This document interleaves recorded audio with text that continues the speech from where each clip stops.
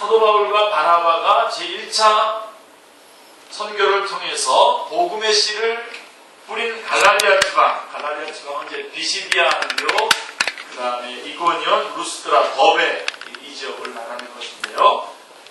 거기에 들어와서 다른 복음을 전하여 사도 바울의 수고를 헛되게 만들려 하고 있기 때문에 사도 바울이 이렇게 격양되어 있는 것을 보게 됩니다. 다른 복음은 없습니다. 다른 복음은 없기 때문에 사실은 거짓 복음이죠. 거짓 복음. 그들은 다른 복음을 전하는 것이 아니라 거짓 복음을 전합니다. 다른 복음에는 없습니다. 사도 바울은 격분에서 이렇게 말씀하고 있습니다. 1장 6절부터 8절 우리 다시 한번 같이 읽어보겠습니다. 그리스도의 은혜로 너희를 부르신 이를 이같이 속히 떠나 다른 복음을 따르는 것을 내가 이상히 여기노라. 다른 복음은 없나니 다만 어떤 사람이 너희를 교란하여 그리스도의 복음을 변하게 하려 하니라. 그러나 우리나 혹은 하늘로부터 온 천사라도 너희에게 전한 복음 외에 다른 복음을 전하면 저주를 받을지어다. 우리가 너희에게 전한 복음 외에 다른 복음을 전하면 저주를 받을지어다 라고 1장 6절부터 8절이 말씀하고 있습니다. 여러분, 오늘 우리 그리스도인들, 오늘날의 그리스도인들이 잃어버린 것 가운데 하나가 뭐죠? 바로 이 대적자에 대한 적개심. 대적자에 대한 적개심이 거의 없죠. 별 문제 없다 싶어가지고 그 대적에 대해서 그렇게 심각하게 생각하지 않았습니다. 악에 대한 분노가 있어야 됩니다.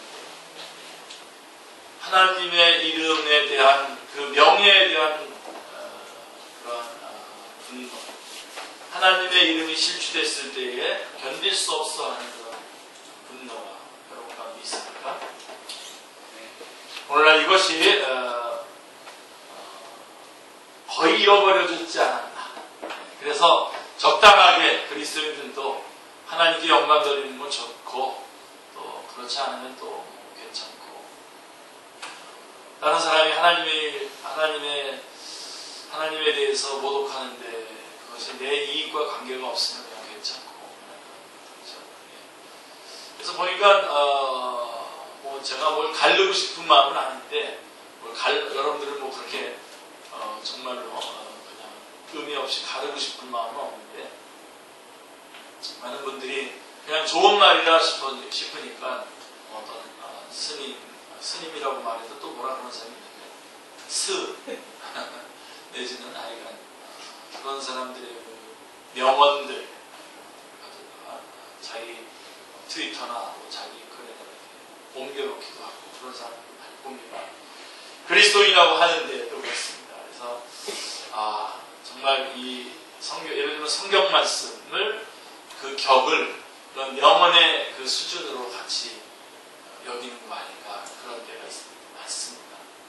또 예를 들면 지금은 방송에서 잘 안 나오지만 김용옥 씨 같은 그런 분들이 기독교에 대해서 마음껏 폄하하고 그럴 때에 그냥 넓은 마음으로 껄껄거리면서 넘겨주는 그런 것이 아주 괜찮은 사람이냐 여겨지는. 그래서 저 혼자 괜히 댕댕거리고 막 그랬다가 분위기를 보니까 왜 티나게 저러냐 이런 그런 분위기를 감지한 적도 있었습니다. 어쨌든 여러분, 우리는 주님에 대해서, 하나님의 일에 대해서, 하나님의 영광을 돌아가는 일에서 우리는 아주 그거에 대해서 찬양하고 기뻐하고 열심을 내고 그 모든 것들을 추구하고 추적해야 됩니다. 그러나 반대로 또 어떻게 해야 되냐면 그리스도에 대한, 복음에 대한, 거짓 복음을 전하는 것에 대한 이 사도 바울과 같은 그런 적개심이 있습니다. 아마 하늘에서 내려온 천사라도, 하늘로부터 온 천사라도 우리가 너에게 전한 복음 외에 다른 복음을 전하면 저주를 받을지어다 라고 이렇게 말했지만 실제로는 이러고 싶었을 겁니다. 예루살렘에서 내려온 대사도들이라고 하더라도. 근데 지금 이거는 조금 돌려서 말한 것 같아요.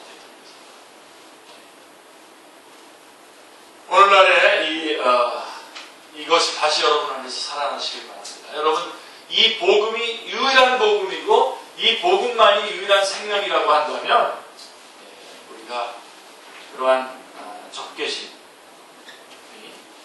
안 일어날 수가 없습니다. 자, 만약에 그 복음에 대한 적개심이 없다면, 거짓 복음에 대한 적개심이 없다면 참 복음에 대한 애정도 열정도 없는 겁니다. 사도 바울은 지금 대적자에 대한 불안 마음으로 갈라디아서를 쓰고 있는 것입니다.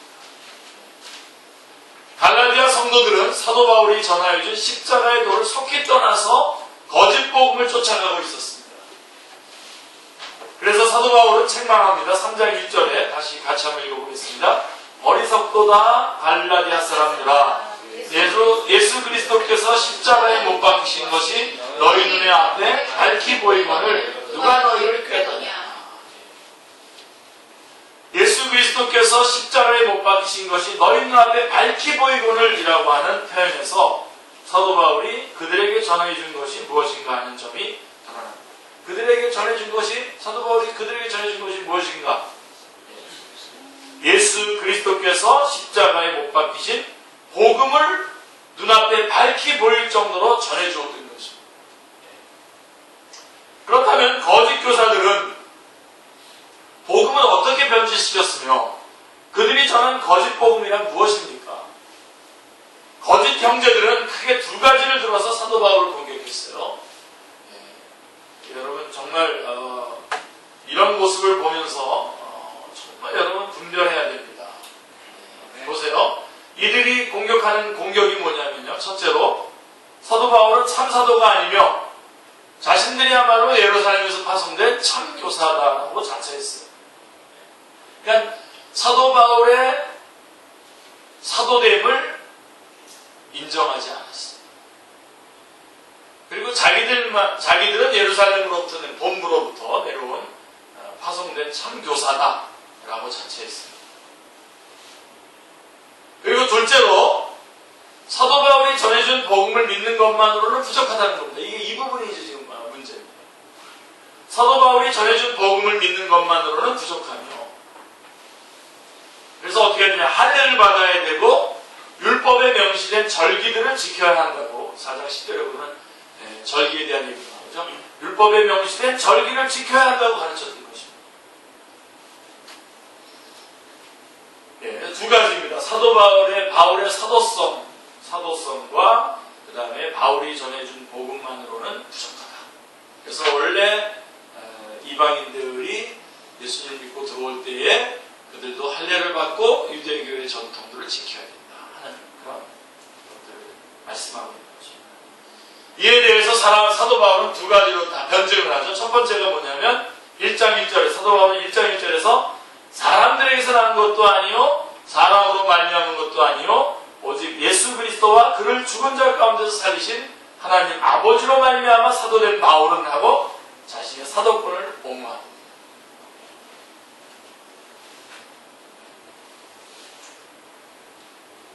지금은 여러분 그러면 안 됩니다.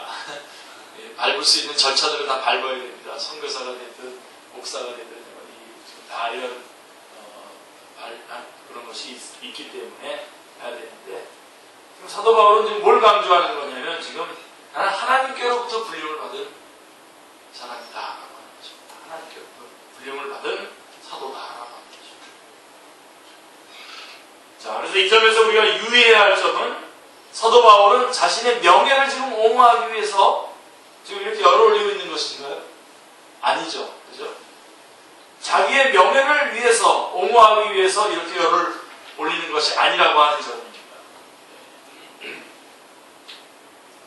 한번 여러분들이 세심하게 한번 살펴봐 보시기 바랍니다. 다른 지도자들도 한번 살펴보시죠. 저를 특히 한번 살펴봐 보시죠. 이것이 말씀과 연결될 때에만 제가 도저히 용서하지 않는 그런 하게 됩니다. 말씀에 연결되지 않고 제 인격이라든가 이런 것과 관련되어서 그런 거에 대해서는 그냥 흘려보내기로 작정한 지가 꽤 오래됐습니다. 더 다른 문제가 생기기 때문에 그렇습니다. 근데 여기 사도 바울은 지금 자신의 명예를 지금 옹호하기 위해서 지금 이렇게 지금 열을 내고 있는 것이 아니죠. 거짓 교사들이 사도 바울의 사도권을 공격한 것은 사도 바울이 전한 복음을 헛되게 만들기 위한 술책이었던 것입니다. 그러니까 사도 바울이 사도권이 없다면 지금 사도 바울이 말하고 있는 모든 말도 다 문제가 된다. 그래서 그것을 사도 바울이 전하는 복음을 헛되게 만들기 위해서 사도 바울의 사도권을 공격했던 것입니다. 술책이죠. 그러므로 사도 바울이 사도권을 옹호한 까닭은 자신이 전한 복음의 권위를 수호하기 위해서인 것입니다. 아멘. 이 점을 말씀을 맡은 모든 설교자들에게도 적용이 됩니다. 그리고 여러분들이 앞에 리더로서 서거나 말씀을 전하는 그런 위치에 있는 사람들, 직분을 받아가지고 있는 사람들에게 있어서 이런 부분들이 그래서 굉장히 중요한 것입니다. 설교자가 어떤 이유에서건 권위를 상실하게 되면 그가 전하는 말씀의 권위도 실추될 수밖에 없는 것입니다. 그러므로 사도 바울은 디모데에게 너는 이것들을 명하여 가르치라고 디모데전서 4장 11절에 말하고 난 다음에 또 뭐라고 얘기해요? 4장 12절에 누구든지 내 연소함을 업신여기지 못하게 하라. 즉 전도자의 권위에 도전하지 못하도록 명하고 있습니다. 그래서 여러분들이 이렇게 신앙생활을 하고 교회 생활할 때에 여러분 이거 구분 잘 해주시기 바랍니다. 우리 교회는 지금 신앙 연륜이 짧은 사람들이 좀 많아서 이게 구분이 잘 안 가고, 그리고 또 제 성격이 누가 어떻게 하겠다 그러면 제가 이렇게 잘 잘라서 아니다라고 하는 걸 좀 못하는 사람입니다. 여러분들이 하면 하는데 그게 결정적으로 하나님 앞에 문제가 된다면 제가 막는데, 그렇게 되지 않으면 그냥 넘어가니까 그냥 넘어가는 것 가운데서 자꾸만 이걸 구분을 잘 못하는 사람들이 있어요. 그래서 제가 항상 엄하게 이렇게 가리키는 자세를 하는 게 참 힘들어서 그렇게 잘 안 하는데, 해야 될 거는 좀 해야 되겠죠, 그죠? 딱 이렇게 해줘야 되는데, 들을 때 여러분들이 이것이 저와의 관계가 아니라 하나님의 말씀, 복음과 관계되는 것이기 때문에 그렇게 말하는 거다라고 하는 거다. 여러분들이 지금 제가 몇 가지 그런 것들 많이 있어요. 아직 제가 그냥 여러분들이 그렇게 말하면 그냥 그렇게 하는 것들이 있잖아요. 예를 들면 우리 모일 때마다 뭐 이미 제가 여러분들이 가르쳤지만 모일 때마다 주님께서 우리 레위기식으로 말한다면 빈손으로 나오지 말아요. 모일 때마다 여러분들이 제가 말씀드렸듯이 500원이든 1000원이든 그것이 금액과 관계없이 매번 여러분들이 봉투에다가 해서 감사 예물로 하나님 앞에 가지고 나온다면 얼마나 좋을까. 이런 것들을 이제 가르쳐 드려야 되는 거죠. 또 하여간 뭐 많습니다. 제가 오늘 성경 오늘은 수요일날은 우리 성경학교인데 성경 공부할 때 제가 이렇게 물을 여기다 올려놓지만 또 주일날에는 예배 때는 제가 안 올려놓는 거. 그렇기 때문에 여러분들도 같이 주일 예배 때는 물 같은 거 이렇게 갖다 놓지 않고 안 같이 먹고 그러는 게 제일 좋죠. 사실 옛날에는 이렇게 긁지도 못하게 했어요. 예배드리다 몸을 이렇게 긁는 것도 못하도록 했어요.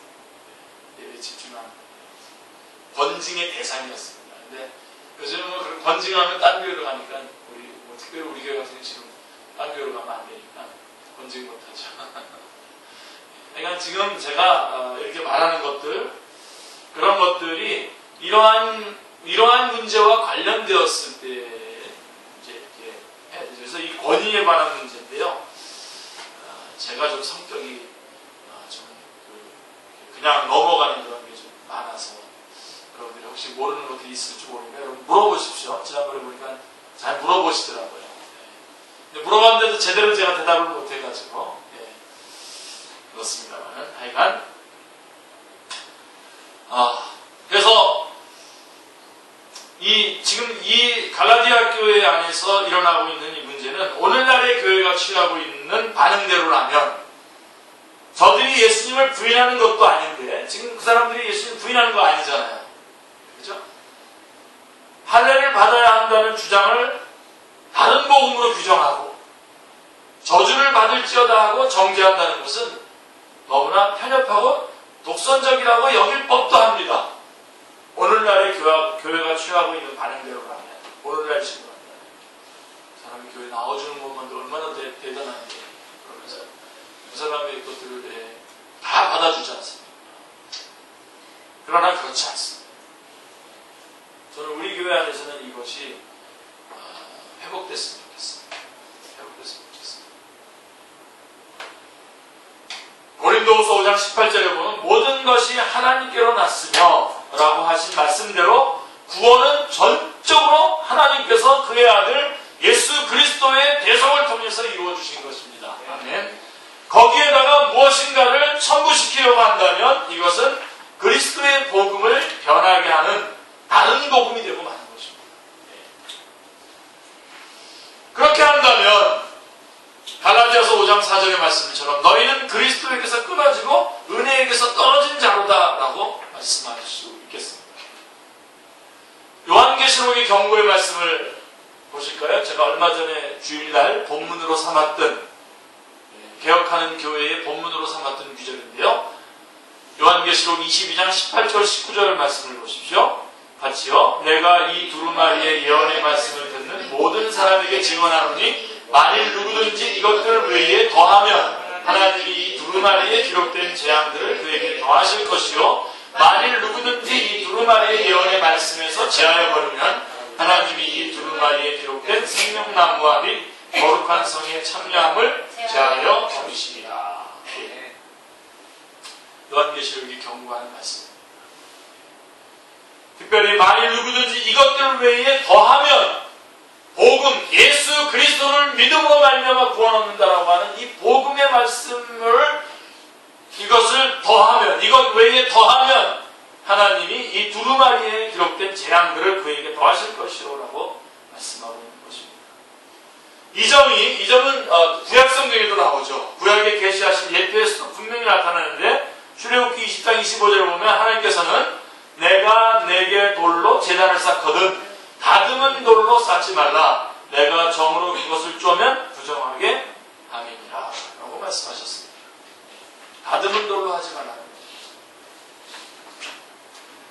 여기서 말씀하는 단은 주님의 속죄 사역에 대한 그림자인 번제단을 말하는, 이 번제단의 십자가를 말하는 거예요. 복음을 말하는 거죠. 그런데 거기다가 인공적으로 가미를 하면 부정하게 된다는 것입니다. 그래서 다른 복음이 된다라고 하는 경계가 바로 조금 전에 저희들이 읽었던 출애굽기 20장 25절의 말씀인 것입니다. 구원은 하나님께서 자기 아들을 통해서 모두 다 마련해 주신 것입니다. 값없이 거저 주신 것입니다. 아멘이죠. 자, 여러분 이렇게 말하면 우리는 아멘 했는데 사람들이 환영하고 기뻐할 것 같죠? 사실은 그렇지 않습니다. 여러분들이 복음을 전해보고 전도를 해보시면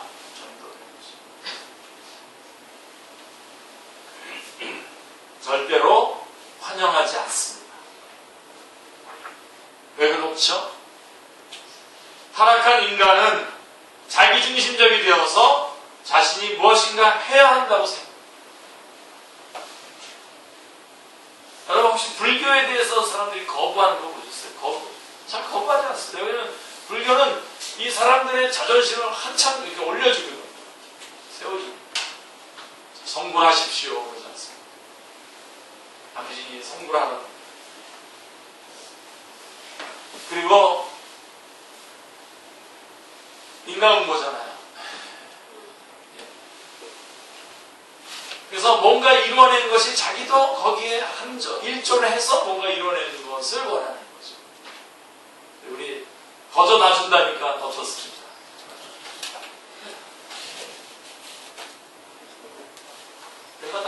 내가 이런 걸 왜 당신한테 도움을 받아? 여러분, 받을 건 받으십시오. 받을 건 받고, 여러분들은 줄 것도 주고 그러셔야죠.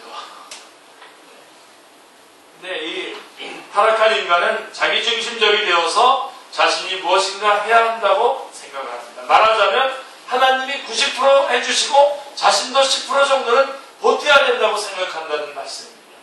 왜냐하면 자랑거리를 갖기를 원하고 있기 때문입니다. 다시 한번 여러분 안에서 쐐기를 박아주시길 바랍니다. 자꾸만 여러분에 대한 자랑이 자꾸만 이렇게 튀어나오거나 분명하게 여러분을 다시 원래 자리로 돌아가서 출발하시길 바랍니다. 다시 내가 얼마나 지독한 죄인이었는가에서부터 다시 출발하셔서 하나님의 복음이 복음으로 내게 다가오고 감사와 감격으로 내게 다가오는 것입니다. 오늘도 여러분들이 만약에 이 세상에서 많은 저한테도 오늘만 하더라도 저한테 기도 제목을 보내오고 힘들다고 얘기하는 분들이 꽤 있었어요. 위해서 기도하죠.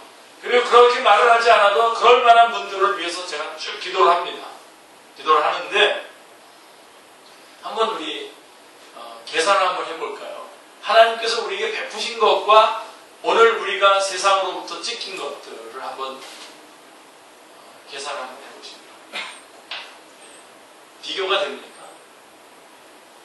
하나님께서 나를 위해서 보내주신 예수 그리스도, 그분이 십자가에서 물과 피를 다 쏟으시면서 우리에게 베풀어 주신 그 은혜, 그 구원, 그것이, 그리고 지금도 우리와 함께 계시면서 은혜 가운데 함께 동행해 주시고 결국은 천국까지 저희들을 인도해 주실 그 주님이 우리에게 베푸신 이 은혜들과 세상이 우리를 찢은 것들, 세상이 우리를 공격해서 우리가 당한 상처들과 비교를 한번 해보시고 세 발의 피죠.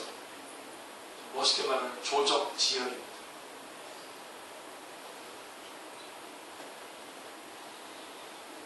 근데 우리는 자꾸 자랑을 하고 싶죠. 자랑거리를 갖고 싶고 내가 뭔가를 했다고 하는 것을 갖고 싶고 이런 부분들을 여러분들이 한번 분명하게 쐐기를 박아두시기 바랍니다. 그래서 여러분이 입이 딱 열리면 예수 그리스도의 복음을 자랑하고 하나님을 자랑하고 하나님께 영광 돌리는 것으로부터 모든 것을 출발하십니다.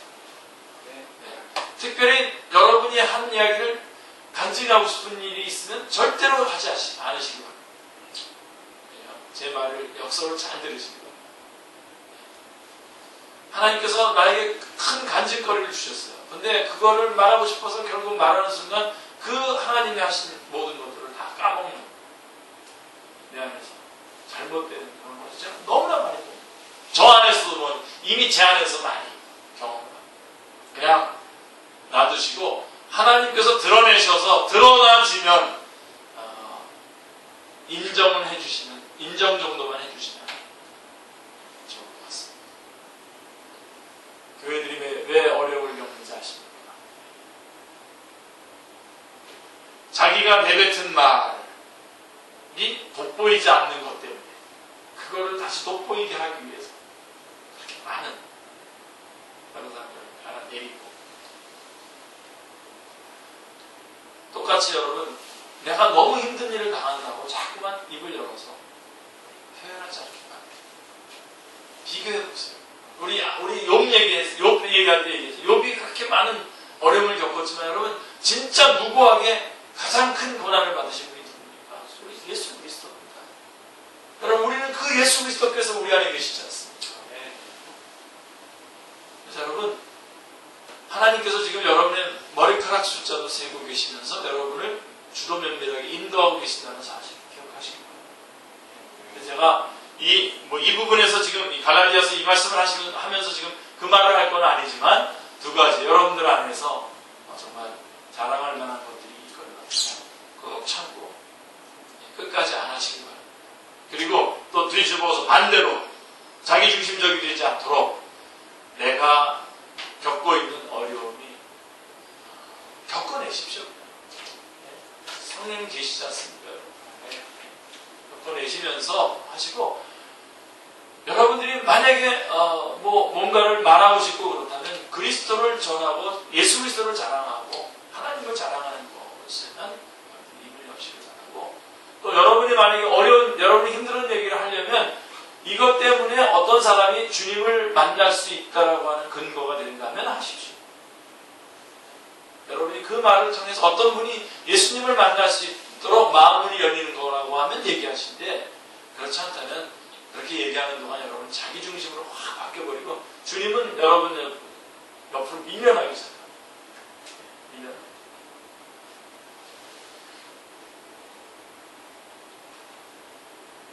자, 그래서 지금 이제 문제가 뭐냐면 다시 이제 갈라디아 교회로 돌아옵니다. 예, 굉장히 중요한 얘기들을 했는데 여러분들이 어떻게 받아들이셨을지 모르겠습니다. 사실 우리 예를 들면 우리 축제교회만 하더라도 이 하나가 되는 것이 지금 가장 중요한 이슈입니다. 우리 축제가 가장 중요한데 사실은 이거는 교회의 주제가 돼서는 안 되는 겁니다. 당연히 여기가 하나가 되어야 되는데 하나가 될 수 있는 것이 뭐냐면 다 우리 한 사람 한 사람이 다 자기 중심적인 것에서 벗어나서 주님 중심적으로 바뀐다면 여러분들이 어떻게 그 시간에 화를 낼 수 있겠습니까? 하나 되고 지금 나는 지금 하나님 중심으로 가고 있다고. 또 어떻게 그 시간에 여러분들이 실망할 수 있겠습니까?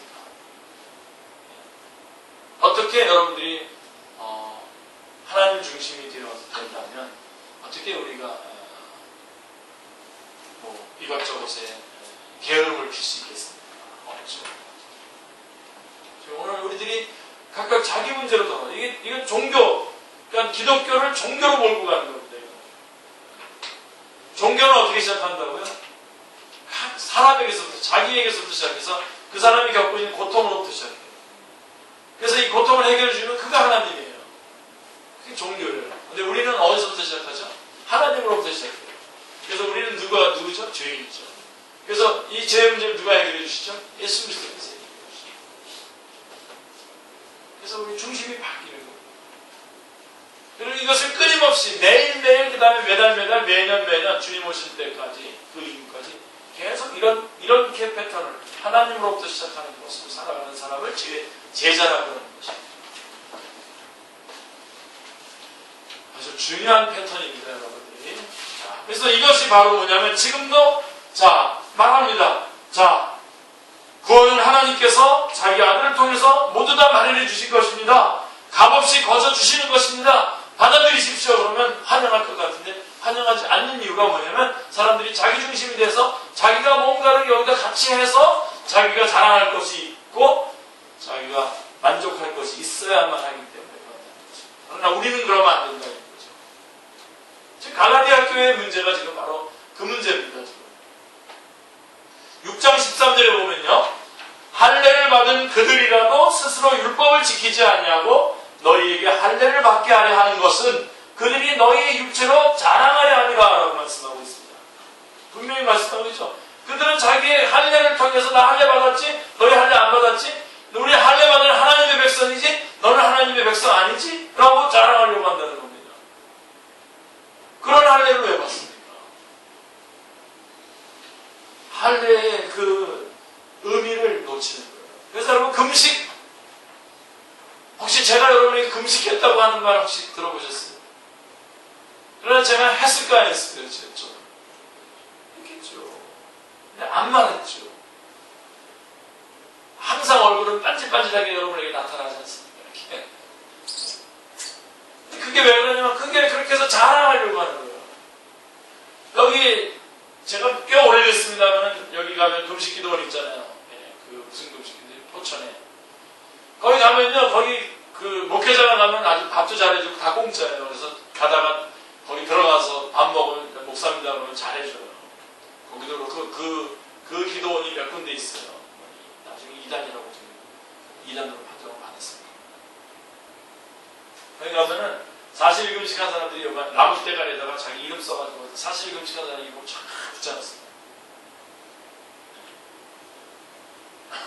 그게 나는 쪼답니다. 그래서 자기 이름을 딱 붙여놓고. 왜 붙여놨을까요?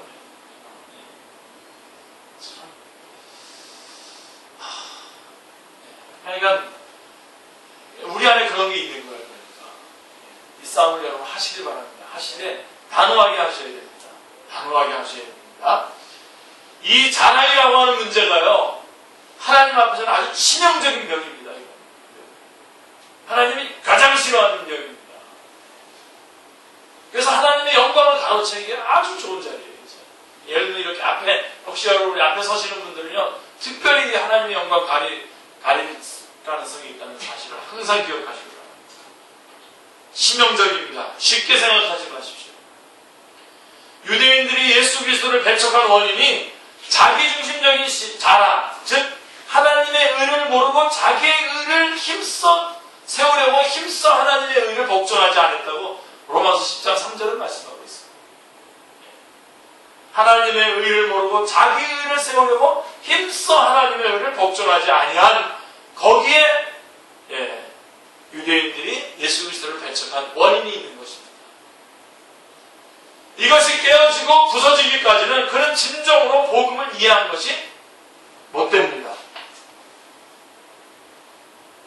율법의 의로는 흠이 없는 자로다라고 자부하던 사도 바울은 복음의 빛이 비춤을 받은 후에, 복음의 빛을 비춤받은 후에 비로소 갈라디아서 6장 14절에 내게는 우리 주 예수 그리스도의 십자가 외에는 결코 자랑할 것이 없다라고 선언하고 있는 거죠.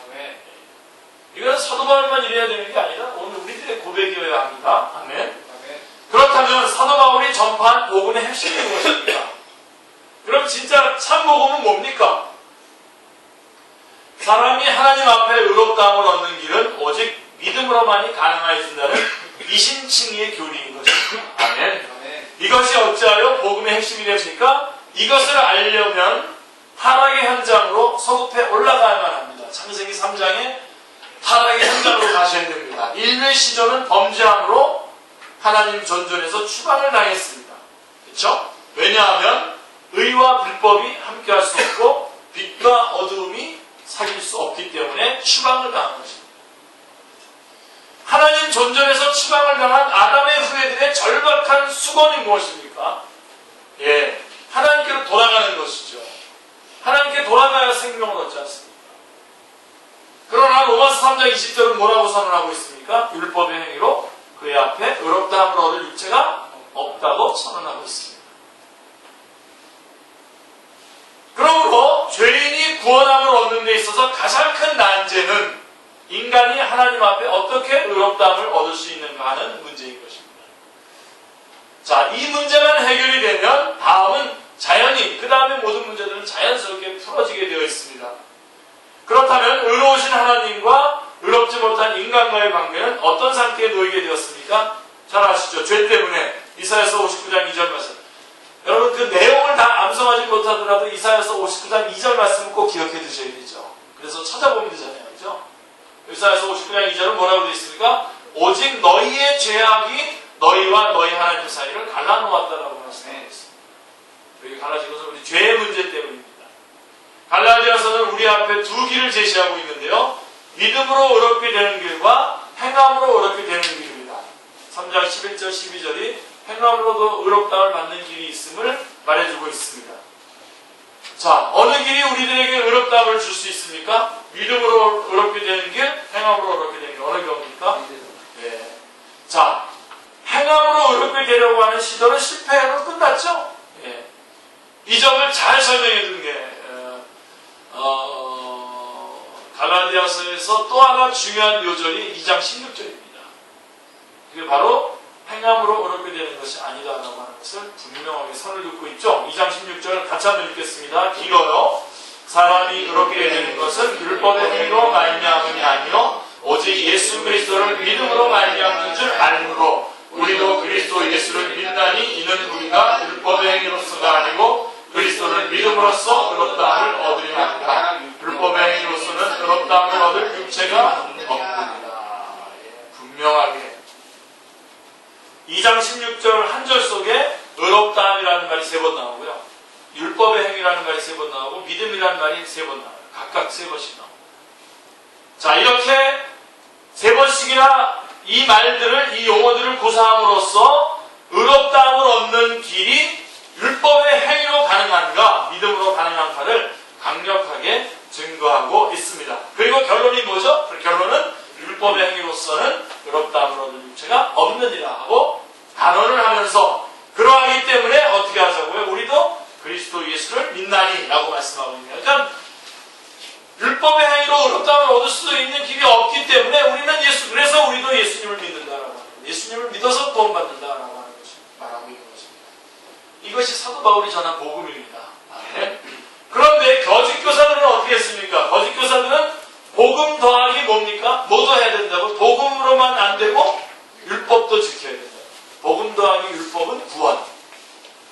또 이게 다르게 표현하면 거짓 교사들은 믿음만이 아니라 믿음에다가 뭘 또 받아야 된다고요? 할례를 받아야 된다고 주장함으로써 복음을 변하려고 했던 것입니다.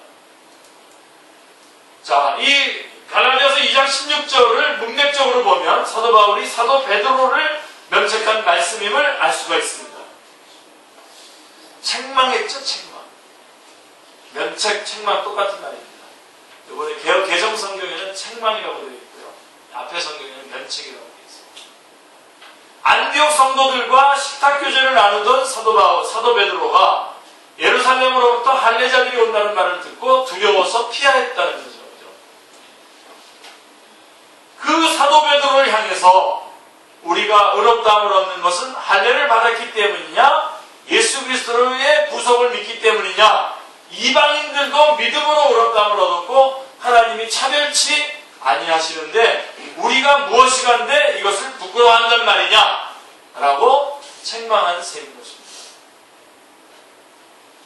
그게 바로 2장 16절로 요절 아주 명백하게 기록해 놓은 것입니다.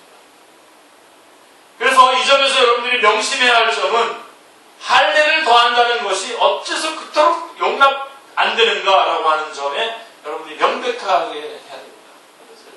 왜 할례? 좀 그냥 할례를 할례대로 그냥 받으면 안 되나? 그냥 관습처럼 그냥 하면 안 되나? 이렇게 혹시 생각할 수 있겠는데 이것을 왜 그토록 용납하지 않았는가라고 하는 것을 여러분들이 명백하게 확인해 두어야 됩니다. 왜 그러냐면 첫째는 내가 하나님의 은혜를 패하지 아니하노라. 2장 21절에 내가 하나님의 은혜를 패하지 아니하노니 라고 한 은혜를 패하는 것이 되기 때문입니다.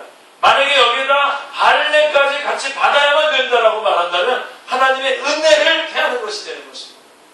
은혜라고 하는 것은 100% 전적으로 하나님께서 하시는 것입니다.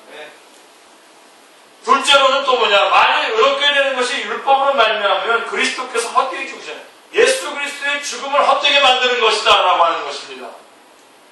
그러니까 하나는 하나님의 은혜를 패하는 것이고 또 하나는 예수 그리스도의 죽음을 헛된 것으로 만드는 것이기 때문에 여기에다가 할례를 추가하면 안 된다는 것입니다. 복음 이외에 예수 그리스도의 십자가 이외에 그 어떤 것도 여기다 추가하게 되면 바로 그것이 바로 하나님의 은혜를 패하는 것이고 예수 그리스도의 죽음을 헛되게 만드는 것이다 라고 하는 것입니다. 그래서 사도 바울이 이렇게 핏대를 올리면서 거절하고 경고하고 있는 것입니다. 이 진리는 신약의 성도들에게만 해당되는 구원의 방도가 아니라 구약의 성도들에게도 유일한 구원의 길이라고 말씀하고 있습니다. 갈라디아서는 먼저 아브라함에게 복음을 전했다고 3장 8절에 말하고 있어요. 아브라함에게 복음을 전했다고 말씀하고 있어요. 3장 8절에. 그래서 아브라함도 믿음으로 의롭다함을 얻었다고 3장 6절은 말씀하고 있는 것입니다. 그러므로 아브라함은 믿음으로 의롭다함을 얻은 자의 조상, 곧 믿음의 조상이 된 것입니다. 그래서 아브라함을 우리는 믿음의 조상이라고 부르는 이유가 거기에 있는 것입니다. 자, 그러면 하나 점검해 봅시다. 율법은 왜 주셨습니까? 3장에 보면 먼저 3장에 보면 이렇게 도표가 이렇게 그려져, 구도가 이렇게 돼요. 먼저 아브라함에게 복음을 전한다는 내용이 8절에 나오고 그 다음에 19절에 가면 모세를 통하여 율법을 주신 것, 율법을 더한 것이 19절에 나오고 22절에 가면 예수 그리스도께서 오심이라고 하는 그런 구도로 되어 있습니다. 3장. 자, 그렇다면 복음과 아브라함에게 전한 복음과 복음 사이에 무엇이 가입되냐면 율법이 가입된 것. 19절에 그게 로마서 5장 20절에도 그렇게 말씀하고 있죠. 그게 바로 율법의 기능인 것입니다. 그러니까 죄를 깨닫게 해서, 그러니까 율법의 기능은 두 가지인데요. 하나는 죄를 깨닫게 해서 우리를 그리스도께로 인도하는 초등교사라고 말씀하고 있는 것입니다. 그러니까 율법을 대할 때에 내가 죄인이구나, 예수님이 필요하구나, 이제 이렇게 해서 그리스도에게로 인도하는 초등교사라는 겁니다. 전에는 몽학선생이라고 번역이 됐었는데 초등교사. 그 다음에 율법의 또 하나의 기능이 뭐냐면 3장 있어요. 그런즉 율법이 무엇이냐? 범법함으로 더해진 것이다 라고 말해요. 자꾸만 사람들이 죄를 범하기 때문에 율법을 줬다는 겁니다. 무슨 얘기냐면 법이 없으면 그야말로 무법천지가 되고 말죠. 그래서 죄를 억제하기 위해서 주어졌다는 것입니다. 그렇죠? 거기 써놓으면 죄를 억제할 수 있는 거죠. 네, 우리 지난번에 여기 이렇게 올라오는데 그 중간에서 담배를 피우고 있더라고요. 근데 좀 창문이라도 좀 열고 하시지. 네, 근데 뭐 제가 또 목사님 뻔히 아는데 그냥 이렇게 해서 그냥 눈 인사하고서 올라왔습니다. 그래서 거기다 이제 써놔야 되겠죠. 그러면 써놓으면 이게 율법이에요. 그러면 담배 한 번 피려다가도 안 피게 되겠죠. 좀 억제할 수 있겠죠. 그죠? 그래서 율법의 기능은 초등교사. 결정적인 것은 우리를 그리스도에게로 이끌어갑니다. 말틴 루터는 이것을 하나님의 왼손이라고 했어요. 하나님의 의를 주시는 하나님의 오른손으로 옮겨가기 위한 하나님의 왼손이다. 죄를 깨닫는 것과 또 하나는 뭐냐면 죄를 억제하는 그런 기능이 있습니다. 자, 복음은 그러므로 이제 그리스도 예수 안에 있는 자에게는 결코 정죄함이 없나니 로마서 8장 1절 그 다음에 8장 33절 보면 누가 능히 하나님께 택하신 자들을 고발하리요 의롭다 하신 이는 하나님이시니라고 선언하고 있어요. 복음은 누가 이제 결코 정죄함이 없다. 그 다음에 고발할 사람이 없다. 능히 하나님께서 택하신 자를 누가 고발하리요? 라고 선언하고 있는 것입니다. 이게 복음입니다. 어떻게 이것이 가능해졌습니까? 어떻게 이렇게 정죄함이 없다고 고발할 자가 없다고 선언할 수 있게 되었습니까? 하나님께서 우리를 의롭다고 여겨주신 것은 그냥 하신 것이 아니죠. 어떻게 했습니까? 그리스도께서 우리 죄를 대속하기 위하여 자기 몸을 주심으로 갈라디아서 1장 4절 그리고 갈라디아서 3장 13절에 그리스도께서 우리를 위하여 저주를 받은 바 되심으로 가능하여졌다고 말씀하고 있는 것입니다. 즉 우리를 위하여 대신 정죄를 받으셨기 때문에 믿는 우리에게는 정죄가 없다는 말씀입니다. 그렇다면 인간이 보태야 할 일이 무엇이 남아있습니까? 우리 인간 쪽에서 보태야 할 일이 좀 남아있습니까? 없습니다.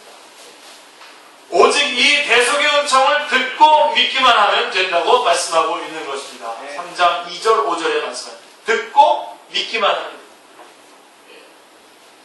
오직 이 한 길만이 하나님께 의롭다함을 얻을 수 있는 길이요 하나님 앞에 나아갈 수 있는 길이요 하나님과의 관계를 회복할 수 있는 길이라고 말씀합니다. 자, 그렇다면 행함은 필요 없단 말입니까, 여러분? 자, 행함은 필요 없는가라고 하는 문제가 돼도 되겠죠? 자, 여기에 자유자와 종이라고 하는 상반된 개념이 도입됩니다. 이 부분도 갈라디아서 5장 6장이 아주 하이라이트입니다. 자, 그리스도인이란 자유자죠. 동시에 사랑의 종이라고 말씀하고 있습니다. 사랑의 종.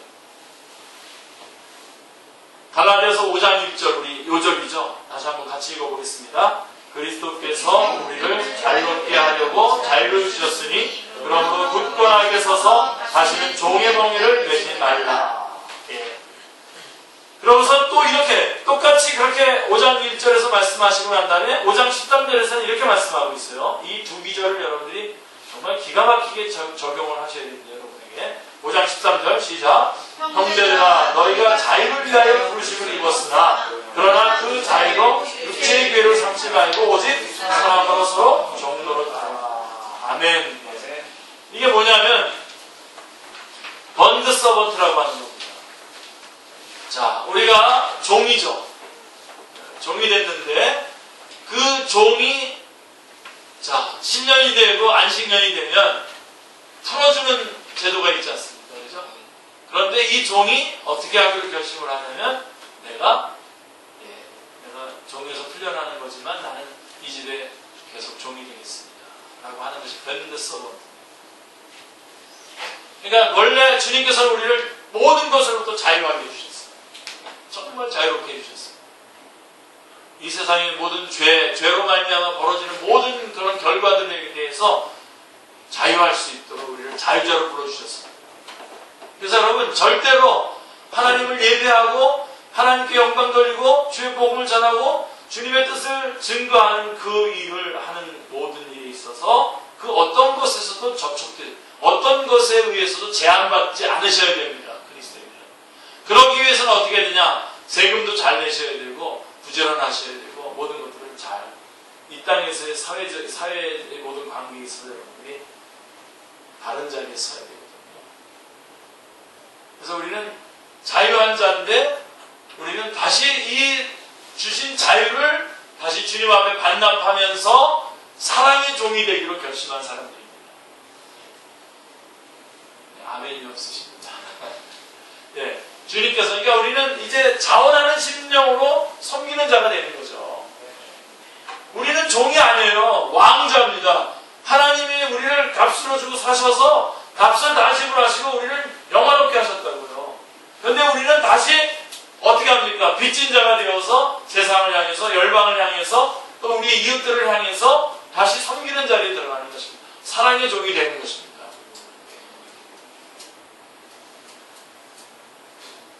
어떻게 자유하면서도 종 노릇한다는 것이 가능하게 됩니까? 복음만이 가능하게 하는 것입니다.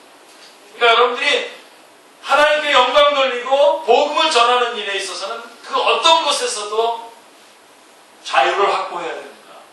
그러나 또 그 복음을 전하고 하나님께 영광을 돌리기 위해서 그 어떤 사람에게도 우리는 종이 될 수 있어요. 사랑하기 때문에 종의 자리에 들어갑니다.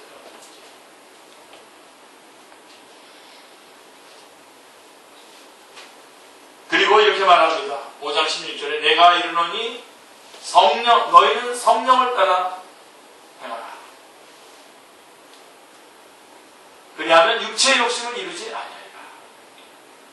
이거 이렇게 하도록 어떻게 하신다고요? 누가 도우신다고요? 성령님께서 도우심으로 가능하다는 것입니다.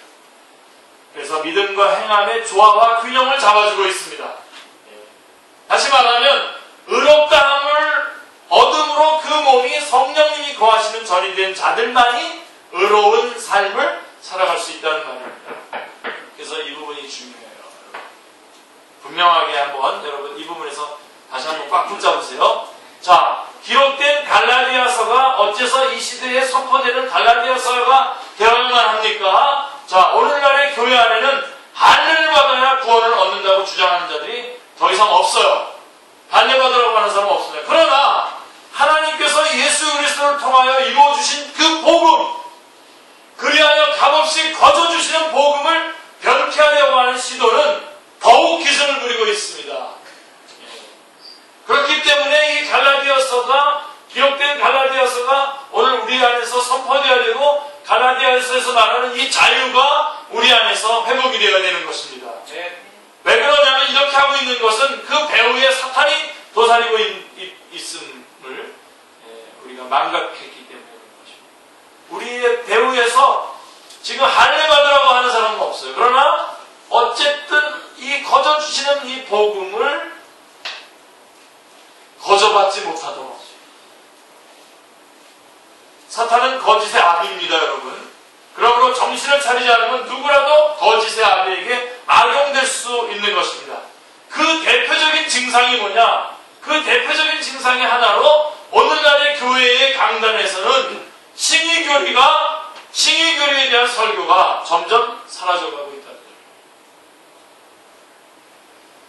저만 하더라도요, 여러분들이 기쁨으로 이 칭의교리를 설교할 때마다 기쁨으로 들어야 되는데, 기쁨으로 들을 수밖에 없는데 기쁨으로 안 들으면 여러분 회개해야 되는데, 기쁨으로 만약에 여러분들이 안 듣잖아요. 그럼 저는 그 설교를 잘 하고 싶어지지 않게 돼요. 그러면 다시 어떻게 돌아가냐면 율법주의로 돌아가게 되고, 복음 말고 뭔가가 또 있어야 된다고 생각해요. 프로그램이 있어야 된다고 생각하고, 복음 말고 또 어떤 우리가 뭔가를 대가를 지불해야 된다고 하는 것들이 이렇게 꾸역꾸역 살아 올라온다. 그래서 제가 오늘도 이렇게 보니까 이 칭의교리를 한 번 더 해야 될 부분이에요. 그래서 칭의교리의 핵심이 어디입니까? 갈라디아서 아닙니까? 로마서 갈라디아서 아닙니까?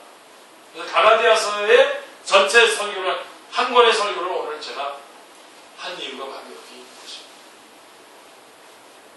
칭의교리로 다시 돌아가자.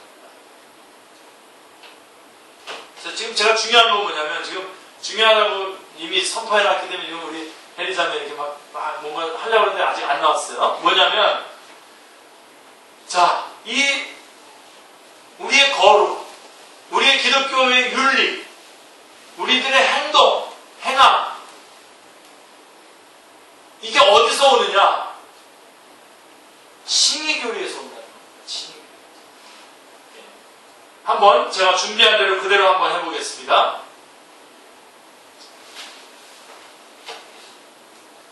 그들은 말합니다. 우리는 복음을 받아들였다, 거듭났다, 이제는 성장이다, 이렇게 말합니다. 이제는 우리가 성장하고 이제는 뭔가 성하다, 이렇게 얘기합니다.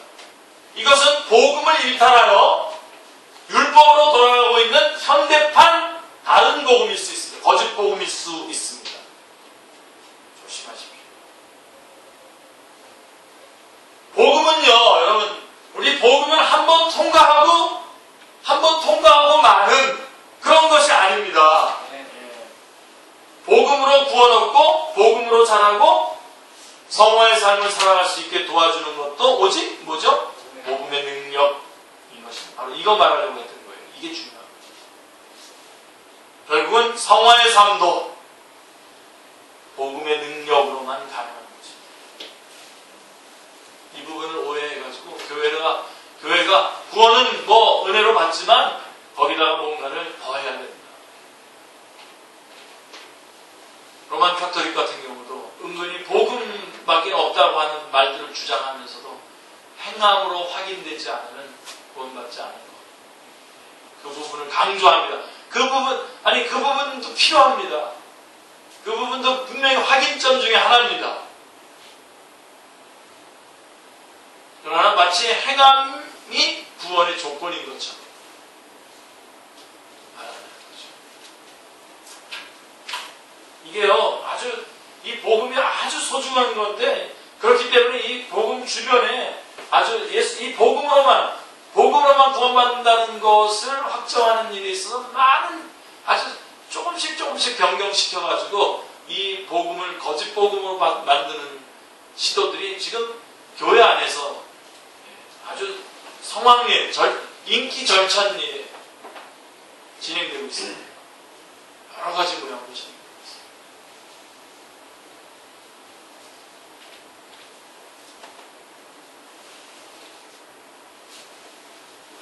율법은 칭의만을 주지 못한 것이 아니라 성화도 주지 못한다는 것을 유념해야 됩니다. 율법의 문제가 아니라 율법 때문이 아니라 율법을 지키지 못하는, 지킬 수 없는 우리 인간 때문에 그런 것입니다. 강단에서 칭의교리가 사라지게 되면 성도들에게는 기쁨도 사라지게 되어 있습니다. 왜 그런지 아세요? 온 백성에게 미칠 큰 기쁨의 좋은 소식은 복음밖에 없기 때문에 그렇습니다. 복음이야말로 온 백성에게 미칠 큰 기쁨의 좋은 소식입니다. 그래서 강단에서 칭의교리가 선포될 때에 우리 안에 기쁨이 회복되고 또 우리의 갈망도 생기는 거죠. 거룩함을 향한 갈망이 생기는 거죠. 그리고 그것은 우리 안에 내주하시는 성령님께서 역사하셔서 그 거룩을 구사할 수 있도록 살아갈 수 있도록 도와주시는 것입니다. 복음이 사라지게 되면 성도들은 다른 복음이라고 하는 멍에 하에서 신음하게 되는 것입니다. 이 석방으로부터 성도들을 자유케 하기 위해서 갈라디아서는 기록되었고 또한 오늘날에도 선포되어야만 하는 것입니다. 그래서 오늘 우리가 갈라디아서의 말씀을 같이 공부합니다. 여러분들이 오늘 이 말씀을 배웠으니까 오늘 저녁에다 또 갈라디아서 한번 쭉 읽으시면 됩니다. 10분 정도 내지는 15분 정도만 여러분들이 주시면 쭉 한 번 읽을 수 있고, 읽으시면서 여러분들이 은혜가 되면 한 15분 정도 더 읽으시면 한 2번 내지 3번 정도 읽으시면 갈라디아서가 말하는 이 복음의 그 기쁨 가운데 여러분들이 다시 혹 이제까지 여러분들이 걱정하고 근심하고 힘들어하고 얽혀 있었던 것들이 다 풀려지면서 해결되면서 치유의 역사가 있을 줄 믿습니다. 네. 갈라디아서가 선포되는 현장에는 기쁨이 있고요, 감사가 있고요, 찬양이 있습니다. 오직 사랑으로 서로 종노릇하는 섬김이 있습니다. 갈라디아서의 말씀이 우리 축제교회 안에 왕성하게 드러나므로 서로 섬기는 아름다운 축제교회.